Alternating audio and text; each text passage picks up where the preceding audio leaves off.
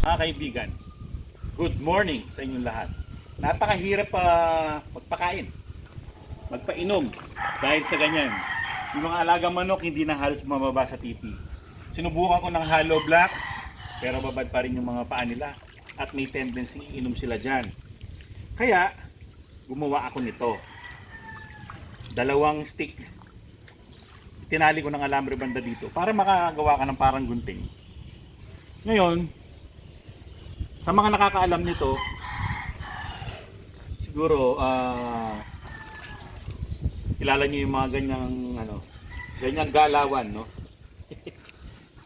Tapos, pagkatapos niyan, pagka inilagay ko na yung mas mahaba ang nasa baba para hindi siya tumikwas kasi mas magaan yung sa taas. Ngayon, lalagyan ko ng alambre dito. Banda dito. Para sabitan ng kainan.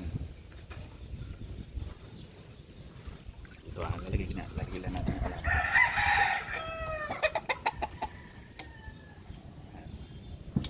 Para meron lang siyang sabitan sa kainan. Wala lang matalim para hindi matuka ng alaga natin, hindi siya masugatan. Ayan. Pag nalagay na, okay na. Iikot ko ngayon dito. Kailangan ba pantay? Okay lang pantay. Para hindi nakatikwas yung inumin at kainan. Iikot ko. Ayan. Tapos iikot ko ulit dito sa pinagtalian kanina. Diba? Ayan. Kita ba dyan? Okay na ba dyan? Ngayon, puputulan. Iikot ulit para malak lang siya. Yun. Wait. Tabingi. Ayan, no?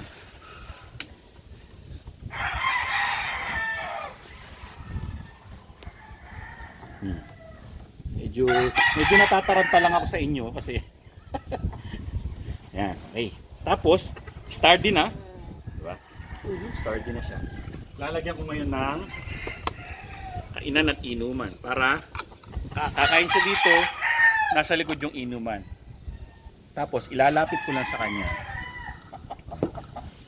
Diyan na siya kakain at inom. Diba? So, may solusyon na yung aking pagkainan. Ganito rin sa mga kasamahan mo. Kita ba dyan? O, dito. Lipat lapit tayo sa kay Lemon.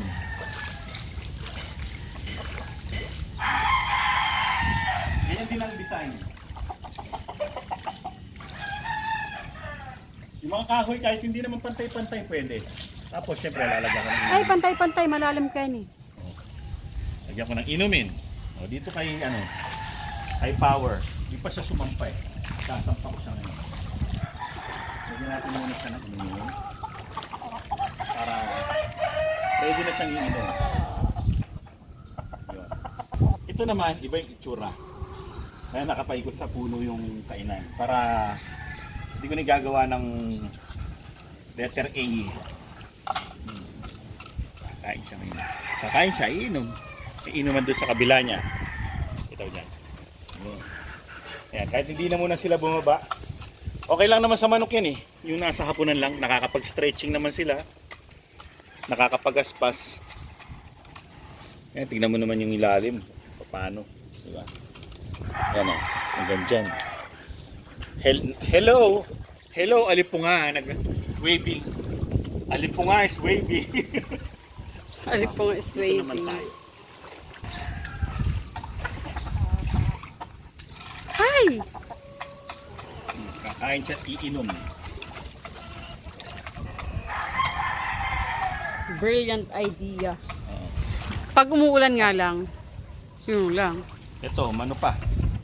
Ano? Bumaba Ayun eh. pa. Kala niya kasi ngayon pa lang yan eh.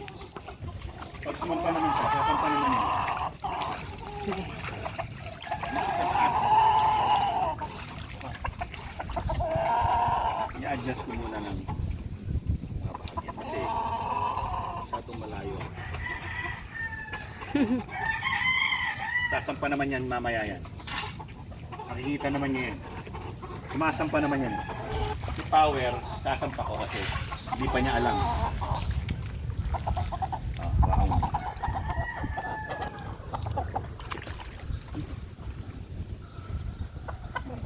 Kain ka. Very good. Baka na.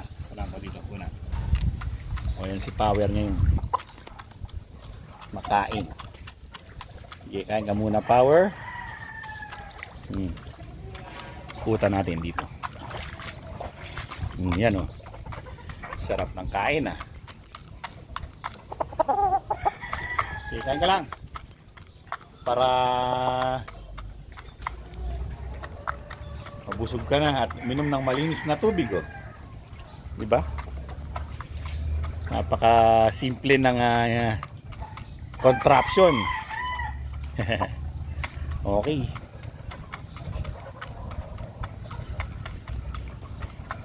Hello. Layo ka. Medyo malayo ako ah. Yes, sir. Bukod, Kalagayan. bukod kasi sa baha, may langgam pa. Oo, yung mga langgam nakatumpol. Ano sila? Nakalutang. Mm-mm. Ayun o, ayun o. Kita mo dyan sa camera. Mm-mm. Kaya pag dyan ka nadikit, Good luck. ano yung balat mo? Yari. O yan, naka-floating sila sa ano, sa mga tuyong dahon ng nyog. Mga tuyong basa. Hopefully, sana tuloy-tuloy na. Clear blue skies na. Yan ang hirap ng ano, ng baha. Alipunga is waving, no? Ako, ilang araw na ako nagbababad. Nag-uumpisa ng mabakbak yung mga gilid ng mga daliri ko. Yan ang kakalipunga niya.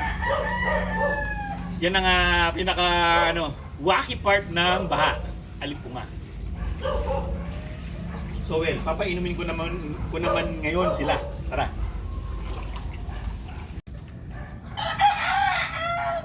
Ayan mga kaibigan. Huwag mo na to. For the Bigat meantime. pala. Yung mga alaga dito, ganyan. Yan, diyan sila tumutungtong, diyan sila kumakain, diyan sila umiinom. Oh, diba? Hugas lang ang kamay, no? Ayan, diyan sila kakain, diyan sila iinom.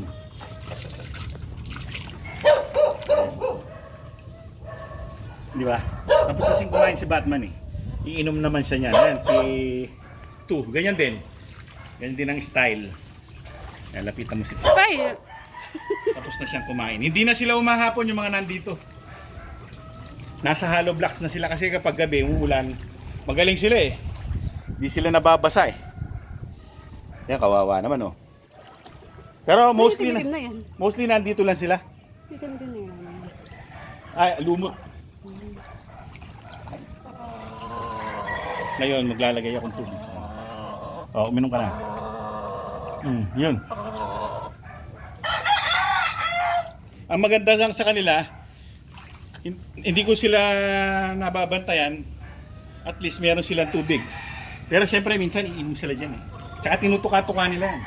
Kaya curious sila, curious. Ito. Bibigyan ko na rin ng tubig.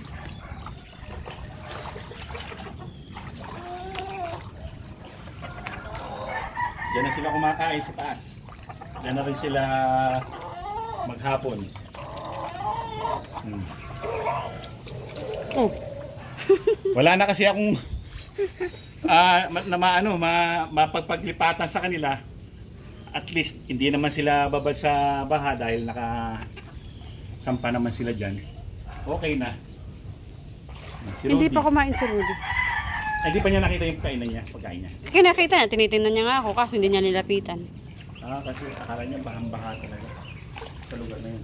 O malalim doon sa lugar na yun, no? Doon siya kumain kanina eh. Okay. Hi Rudy, baha. Lipat lang yung pagkain ni Rudy. Yun na, makisaro na ng langgam. Kakain na. Very good.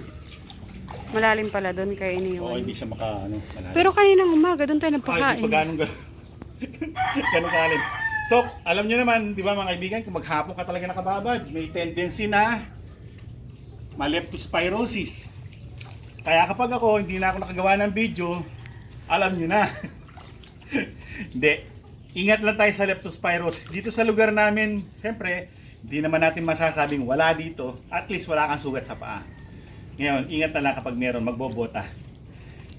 Kasi dapat bota. Bumili akong bota. Kasya sa paa. Dito naman sa legs, hindi. Agad dito lang siya. Yung bota, ang hirap isuot. Parang nagiging accordion. Tapos ayan na, mga langgam. Pag tumatapak ka, yung bota, Wala rin silbi. tatanggal. So, gusto ko sana lagyan ng hiwa, kaso siyempre sayang, papasok din yung tubig doon nila. Paraan na Swerte yun. ko. Ay, kamo lang ng ibon na yan. Ano, tumayo. Ang dami-dami pwedeng kumulang na. Well, mga kaibigan, yan ang aming panahon, no? Yan ang sitwasyon dito sa amin. Hanggang sa susunod na episode, Maraming salamat sa inyong panonood. paalam. Paalam, dito kami nagkwentuhan sa bahay. Oo, ang daming langgam, yung mga nakasampa sa mga Dahon-dahon. dahon. Oh, let's go home.